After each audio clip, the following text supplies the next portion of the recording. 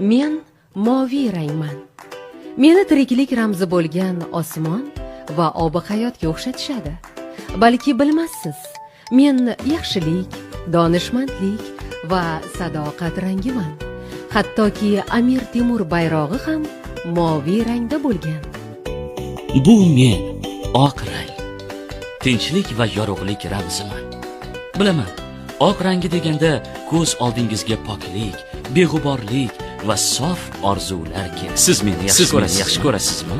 Men esa yashil rangman. Yangilanish ramzi, navqironlik, umid va shodlik timsoliman. Menga qarasangiz ko'zingiz quvnaydi, to'g'rimi? Meni unutmang. Men oq janoblarini moviy va yashil ranglardan ajratib turuvchi qizil chiziqlarman. Xuddi vujudingizdagi tomirga o'xshab, har bir ranglarni birlashtirib turaman va juda kuchliman. Yulduzchalar, qani o'zingizga saf torting. Bizning navbatimiz keldi. Biz yarim oy va 12 yulduz tasvirimiz. Mening ma'nolarim ko'p. Navqironlik, tarixiy an'analar, e'tiqod va qadriyatlar ramzi deyishadi. Biz haqimizda ham turli o'xshatishlar bor.